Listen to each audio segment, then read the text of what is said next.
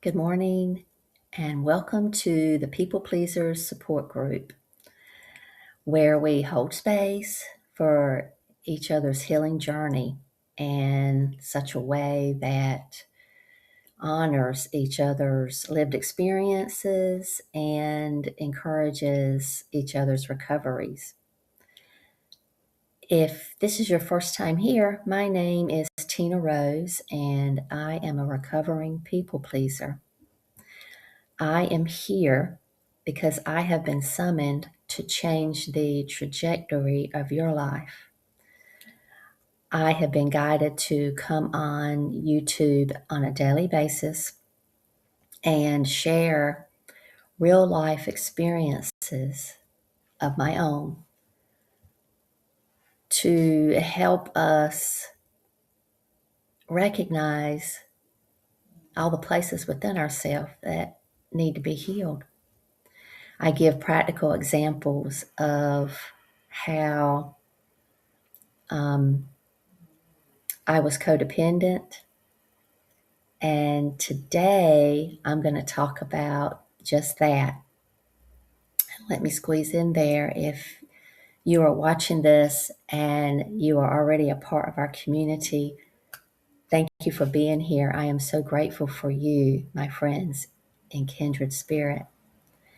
So, yesterday I had an experience where I caught myself trying to rescue someone or wanting to rescue someone. And it opened up this whole piece of content that I'm going to try to bring through today and articulate how there is a super fine line between compassion and codependence. I embodied codependence for so long that I got to a point where I didn't recognize where I was being codependent. I didn't recognize when I was crossing that fine line of compassion into codependence. And I'm gonna present what happened yesterday, and then working through today's video, I recognized two other big scenarios that I'll share after the first one. The first one is very subtle. It was very subtle, but I have healed a lot of it. I mean, I've recognized these big ones, in past years that I've done and I've released and healed for the most part. But I feel like yesterday's occurrence, that little subtle, small one that can be categorized as small one, is again that residual that I speak of, that knowing that everything needs to come up and be healed. Not just the big pieces, but the little tiny pieces. Everything, every remnant of that lesson needs to be learned, and every remnant of any suppressed needs such as this need to be released, looked at and released. So I'll start by saying a good example of compassion versus codependence would be compassion says, I can care without carrying that person's weight, emotional weight. And codependence says, I must carry for us both to be okay, for us to stay okay. So what happened yesterday was a person I've been following on YouTube, and they're really, really good at what they do. And I've been watching for a month or so, and I realized yesterday that this person, I felt like had a contract with me and the others who resonate with her material, her content, um, that they must have a contract with us to help us where we are in our journey right now, because they were shedding so much light, and it's like they were talking about just me, but I know there's others in the same wavelength. So I suddenly felt like I became a member of their channel, and the perks that come along with it, I was like, I started, feeling uh, even more like I resonated with this person. And then I started thinking, well, they only charge $4 a month for all of what they are providing under their membership. And so I began feeling like I needed to rescue this person by telling them they had over 600 members and they only charged $4 a month. I was like,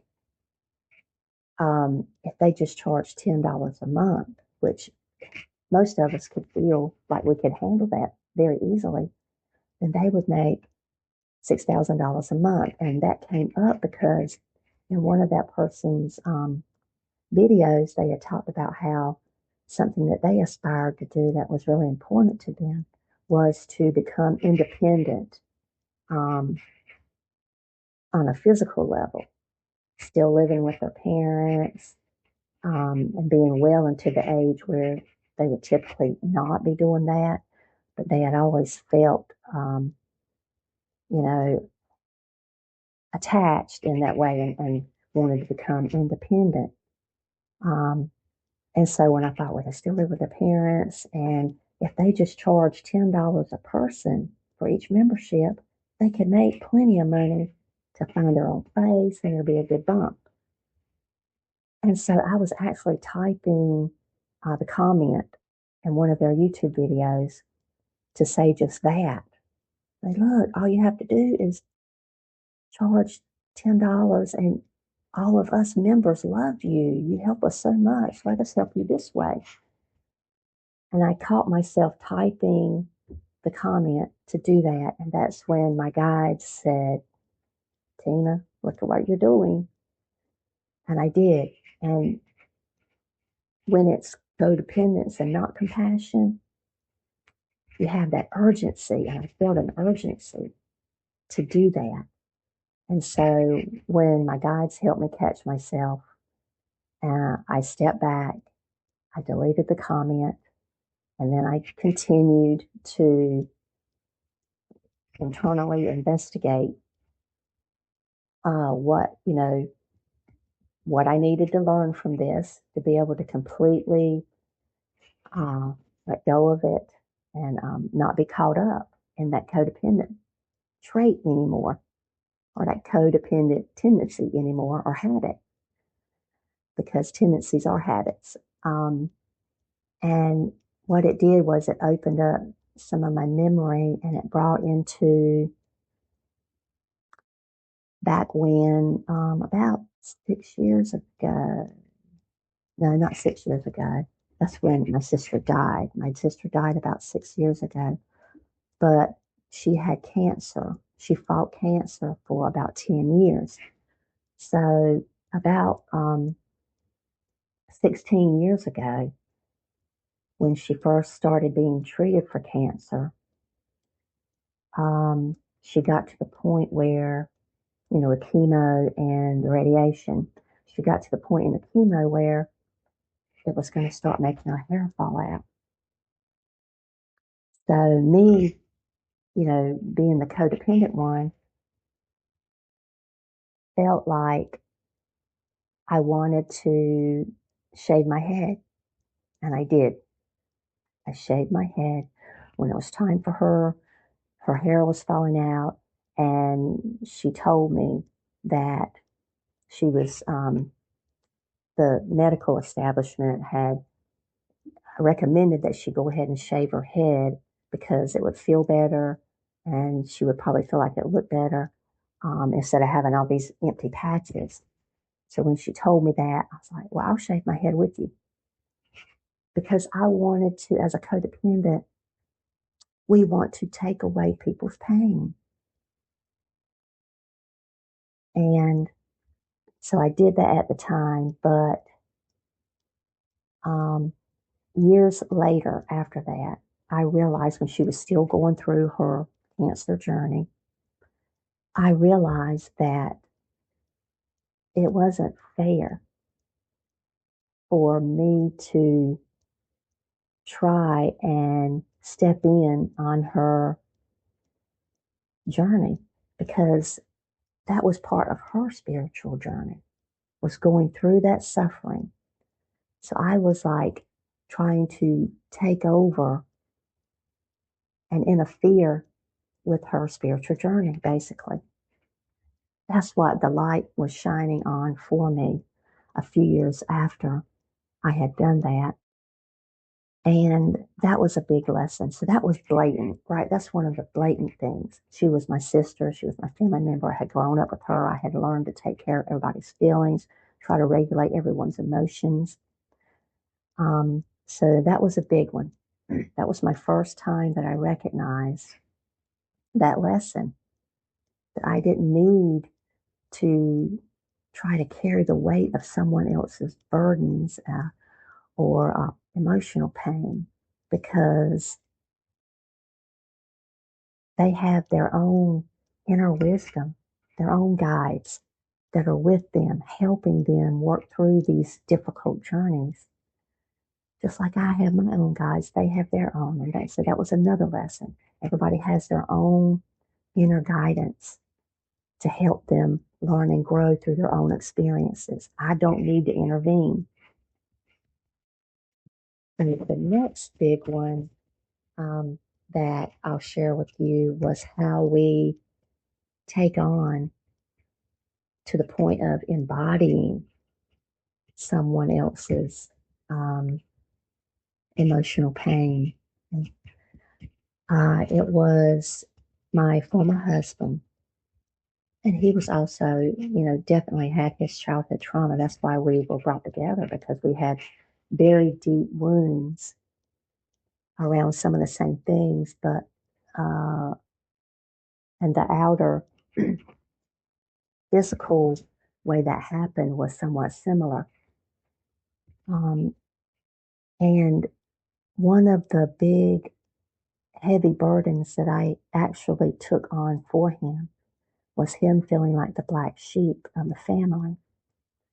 And it went so far that he felt um, like the black sheep of the entire community at his church, at his school, not just in his family. And uh, let me think, 3 years ago or so, his mom died, my former mother in law. And so I went to her funeral. And when I did, you know how when the person gets up to speak and they'll talk about things that happened in the past. And then at some point, sometimes they'll bring up something that's a little bit funny to maybe lighten the room a little bit, the energy of the room. And they brought up this seemingly innocent situation um, about what my former husband would do as a child. And most people in the room were laughing about it. And when they started laughing, I had this anchor of holding that burden of feeling like he was the black sheep of the entire community. And I felt it. It just started coming up and sitting in this big room of all these people all around me. I was sobbing, crying, could not catch my breath. And I had to get up and leave that room while the funeral was still going on, while the speaker was still speaking. And I mean, I was heaving for breath. There was so much that I had carried in that situation. So that's another way that there's that fine line between compassion and codependence. And codependence drives us, excuse me, to take that compassion way too far.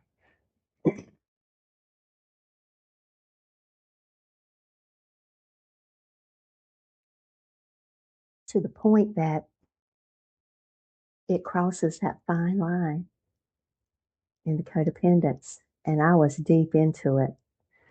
So that was a big release during that funeral and after. And yeah, I just kept walking. I didn't just leave the room. I kept walking because, having trouble breathing, was crying so hard and it was so painful. And I just left the building. I went home and just in the car and driving home. And while I was home, I continued. There was so much that needed to come up and out. So this is where, excuse me, I will leave it, and I do want to do an energy to help us bring our awareness into situations where we can catch ourselves doing this so that we can choose presence and alignment over feeling the need to be a martyr in these situations. And there is such a fine line, like I mentioned before. And that's because compassion and codependence on the outside, in the physical environment, to us and to other people, codependence can look like a healthy compassion.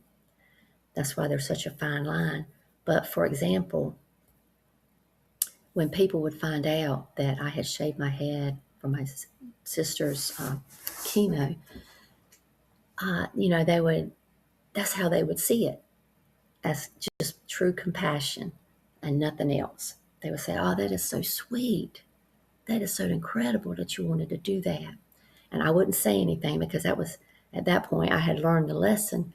But that's just an example of how the fine line is there between compassion and codependence. So go ahead and get into your comfortable position. And I might be having some struggles with my throat. Ever since I started talking about when I was about to get upset after carrying my former husband's pain from feeling like the black sheep of the community, I've had this stuff, my throat stuff coming up, right? So I'm hoping it's not, if it gets too bad, I'll have to pause the recording and start over or come back. Okay, so get into your comfortable position and say, I am open to receive.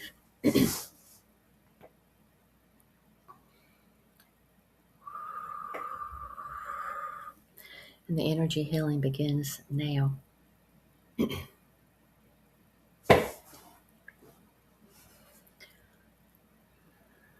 Take 3 rounds of deep breath in and breathe it out long and slow.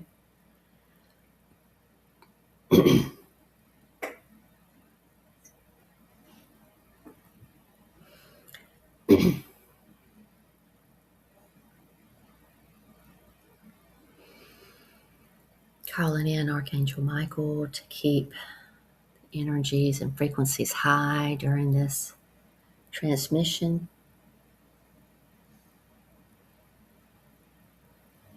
Calling in Archangel Raphael to bring forth the emerald green healing light of love.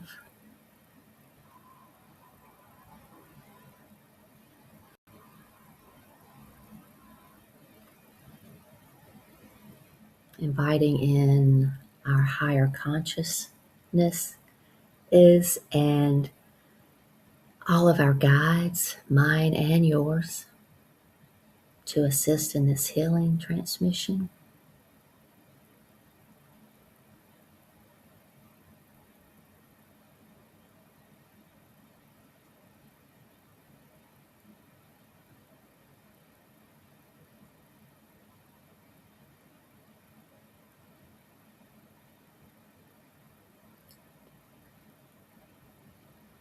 To help us become aware in these situations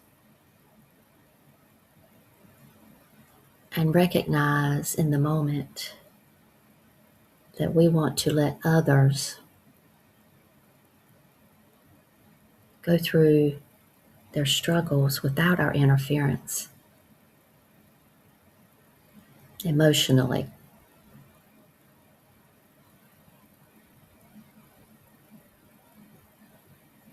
Letting others go through their own struggles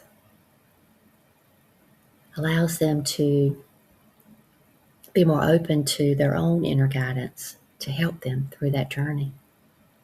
It's a way of us respecting their journey and honoring their journey.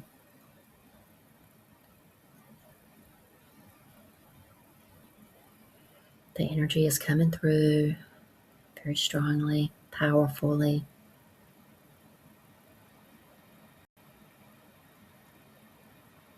And this energy transmission offers us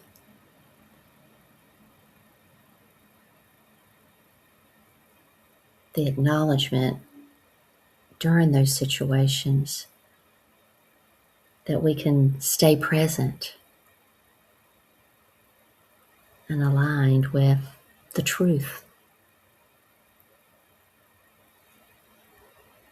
of knowing that they have their own inner guidance to help them, so that we don't take action that is interfering.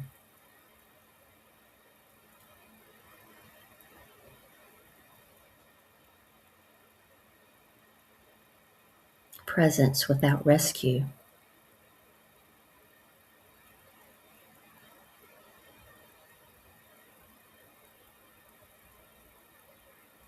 Empathy that helps us maintain our boundaries.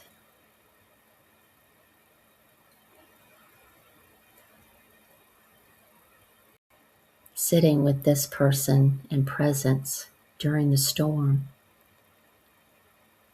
without having to stop the rain and lightning.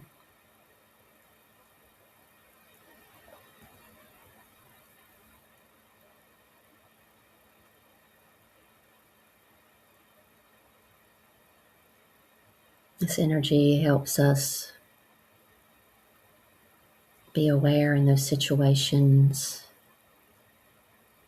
of allowing that person to be where they are in their spiritual journey, on their path, needing to learn their own lessons and come out on the other side of their struggles and their challenges,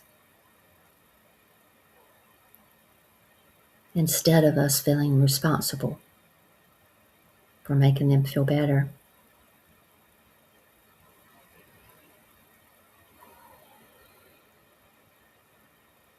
Helping us stay connected to ourselves without losing ourselves inside of their problems. We stay grounded and we don't feel that urgency to fix and rescue.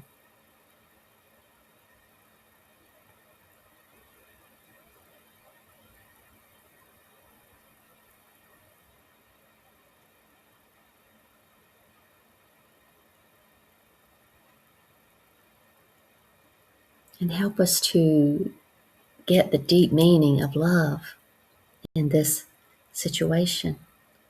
Love is respect for where they are on their spiritual path. Love is not self-sacrifice.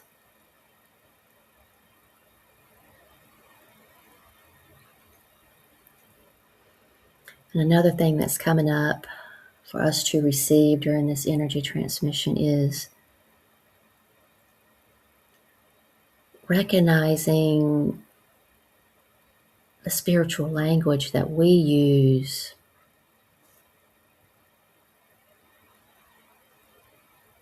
that sometimes causes us to misinterpret. Our spiritual language can camouflage our codependence. Because with me, it was all, I considered everything I was doing as a codependently, as love, light, and compassion. And this energy transmission is going to help us move away from that, help us open the window and shine the light on that when we are in the middle of it.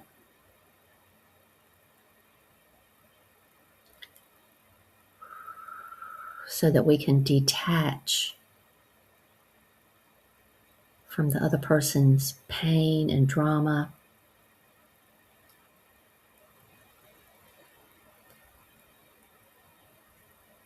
And being in service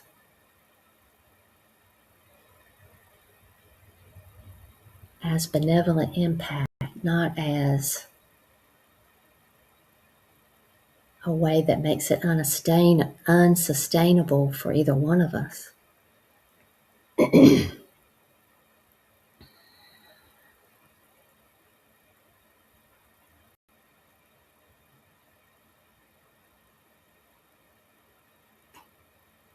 Codependence is caring fused with fear.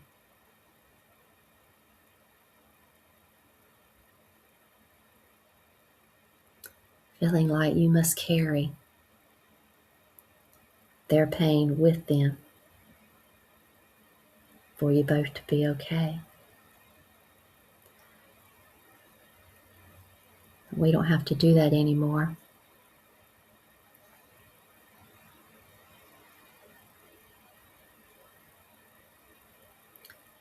We choose to care without carrying the weight of their pain, and let them journey through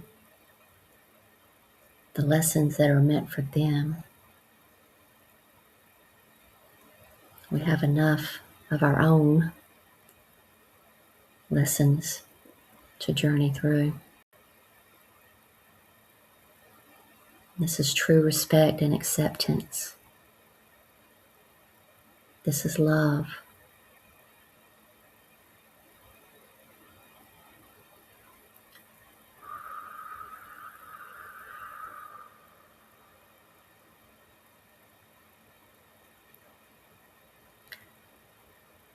Blessed be, my dear friends. May we all see the light in these situations. May we all feel the love in these situations, and allow our higher self, the grace of our higher self, to show us what true empathy looks and feels like.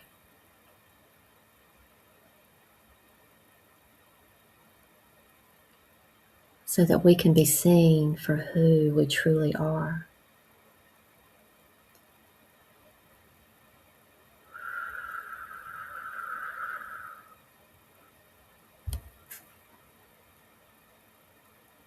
We love you. We'll see you tomorrow.